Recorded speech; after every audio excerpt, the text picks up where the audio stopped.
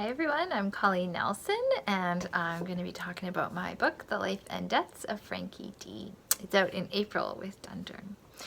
So if you've ever read Erin Morgenstern's The Midnight Circus, then you'll understand the vibe of this book.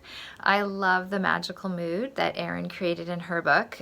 It completely transported me. So I've tried to find a comparable book that I could use for Frankie. The closest I can come up with is Miss Peregrine's Home for Peculiar Children.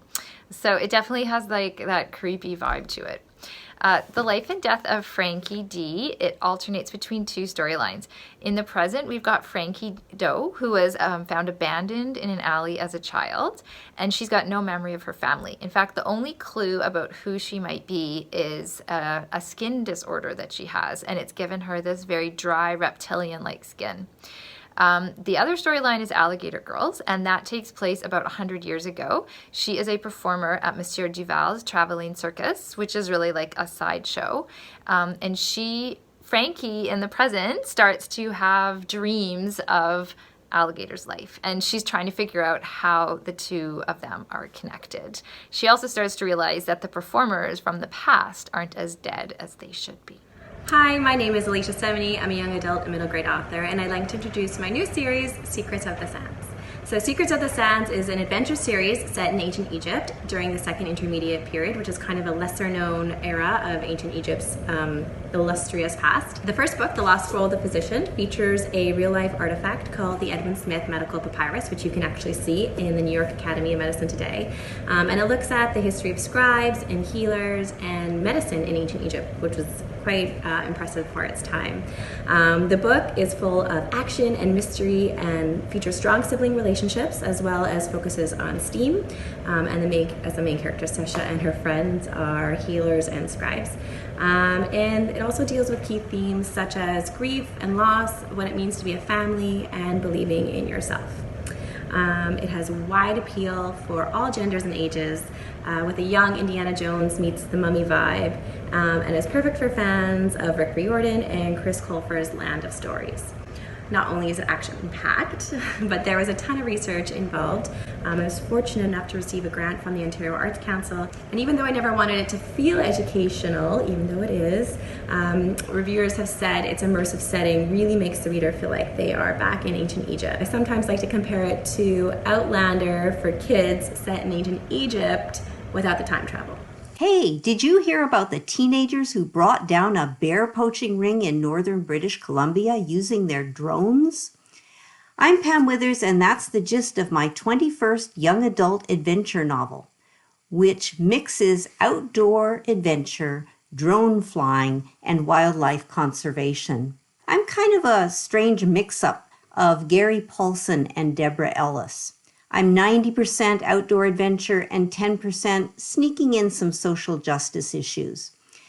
My influencers, and people that my readers probably also like, are Farley Mowat, Jack London, Will Hobbs, Watt Key, David Almond, Ben Mickelson, but also Sharon McKay and Deborah Ellis.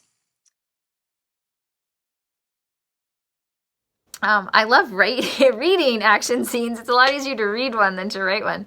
And for sure in this story, there is a lot of action because Frankie has to piece together all these different parts of herself, but also of Alligator Girl's past. So she comes face to face with the villain of the story towards the end of the book, and at this point she's figured out a lot about who the performers are and how she's connected to them. But there was a lot of moving pieces in this particular scene. So there's a raging fire for one, and there's multiple characters who are all confronting each other, and then there's also the pesky problem of one of them wanting Frankie dead. So of all the scenes in the book, this one was rewritten the most. The action had to be believable, or, as believable as possible when we're dealing with the undead. And I kept restaging the scene and acting out all the parts myself so that I could make sure that everything was realistic. So I had to be thinking like, okay, whose hand would the knife be visible in? And is the fire raging at this point, or is it just sort of smoky in the room? What is Frankie seeing as she's lying on the ground? So honestly, the best part about writing an action scene for me is finishing it.